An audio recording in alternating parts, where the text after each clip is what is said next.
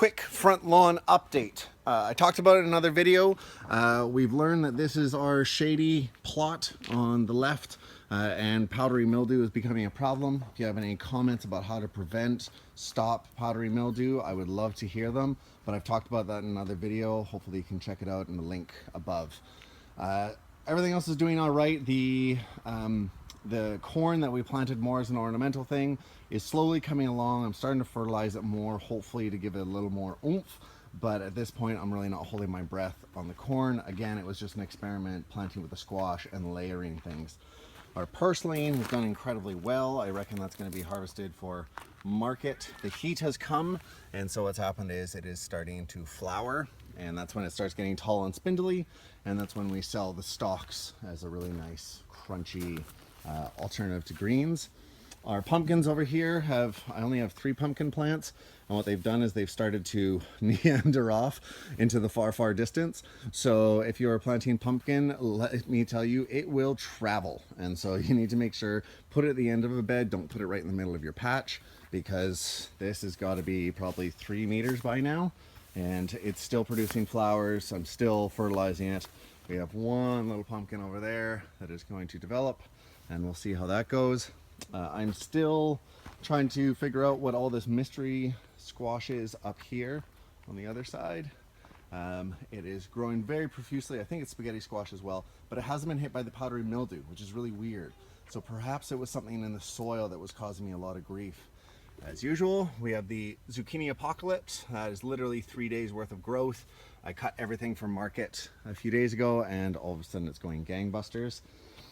This row is empty. I'm still figuring out what to plant in there. I'll probably do a bunch of radishes, quick 28-day harvest, and see how that plays out. You may also notice in the video here is that I have added my trellises. I'm trying this out. This is from my political days when I set up campaign signs. Is what I do is I put a stake in the ground. I smash that. That's actually a 2.5 foot stake. And with my hand sledge, I pound that in. And then what I do is I screw 2 on this side and 1 on the other side. And then what happens is I use my rebar wire, put that up there, and then I trellis over to the other side. Or I mean, connect to the other side. What you do, because you can see that there's a droop that happens here.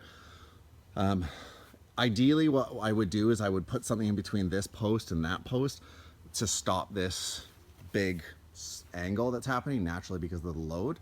I'll get to that if the load becomes too much, but at this point it's not a deal breaker. But what I did learn was that because of that arch that you can hopefully see, is what I do is I string the center first. On both sides I string about 4 plants, find out what the maximum droop is, because if not, what happens is you start on this side and it starts nice and tight, and then by the time you get to here, it's drooped the line and this starts becoming sloppy and loose, and then it just doesn't hold the plant as well. So start in the center, move your way out. You just need to do a few in the center. So for example, did 4 in the center here, 2 on each side, same thing here, 2 on each side, and then I just really pull it down and really don't be shy about it. And so far so good. These are cucumbers. I reckon I should be able to get another month and a bit out of these guys and see what happens when they grow all the way up there. I'll probably just start going along the line at that point. The nice thing about doing this wood is that, let's say I did want to go crazy high, like I had some painter stilts or something, you can easily just screw a piece of wood to this. And then what happens is you put another piece of cord and then you just extend up. So what happens is you can trellis really easily, you can extend really easily doing this. And I have a lot of salvage lumber, so this lumber is free basically, and I just use it whenever I need it.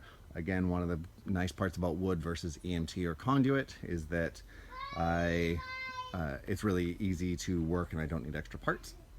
So the front lawn's going relatively well. Learn my lesson. This is shade. Another lesson along the edge. I got a whole bunch of grass. I really got to mulch that or landscape fabricate or something. I'm going to wind up getting a bunch of weeds or something going on there. So I'll have to choke that out to stop any kind of, and on top of that, it's like slug utopia. So then they come over and my pak choi down there is getting some weed pressure going on.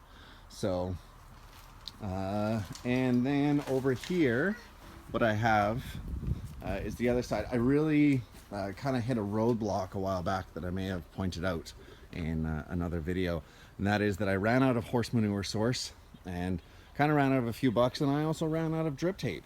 And so what's happened is a few of these aren't irrigated, so that's going to be the goal for the next week, is to get this turned over, get the compost in, get the horse manure in, amend it with the alfalfa meal, bone meal, and kelp meal, and then probably cook it for a couple days underneath a tarp, hopefully, and then just get planting right into it. I mean, some people said that it can't be done that way, you can't plant that soon, but that's what all of this is. This was literally desodded, rototilled, amended, and planted right into, and then I irrigated shortly after that. So it's totally possible. And right now we've also trellised the tomatoes, and these guys are doing really well. I think I made a mistake. These guys are indeterminates, and I've been feeding them fish fertilizer. The smell is absolutely lovely. And now they're starting to grow up because they're getting the heat, they're getting the water, they're getting the food. But I think what happened was, further down here, is I mixed up my bush tomatoes. I'm having a hard time because look at the size of that leaf. I'm pretty sure these are bush tomatoes, and I haven't caged them, so I'm going to wind up trellising them just the same. They're starting to fall over, and I figured trellis or cage, you know, there's different footprints that that's going to take up. So I figured cage takes up more space. I'm going to stop trimming these. I was trimming them like indeterminates, and I think I lost out. And in the future, I'll really have to think about the bush tomatoes versus the indeterminates and the length of the season. Bush, relatively easy. The other bushes that I've been growing in the greenhouse are doing fantastic, nice big tomatoes, but I'm not having to string them up or cage them. They're doing really well. So big expansion still to come, and then the next step will be to figure out financially as well as logistically about hooping these over the winter and fall so that I can have an extended growing season. Probably do a lot of greens up here in the front, and then just take it from there. Anyway, hopefully that was helpful. Again, I will be posting a video about how to grow like I have here, to desod, rototill, and amend. Again, focusing on the Cowichan Valley, where to get your stuff. I'll be posting a video on that soon, so subscribe so that when that comes up, you can figure out how to start. The great thing about it is that you can start your beds anytime. So even if you see this video and you're in fall or you're in winter, it's a great time to start, because what you can do is you can prep everything for spring.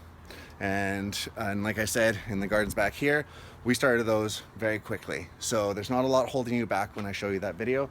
So subscribe, and hopefully I'll see you later.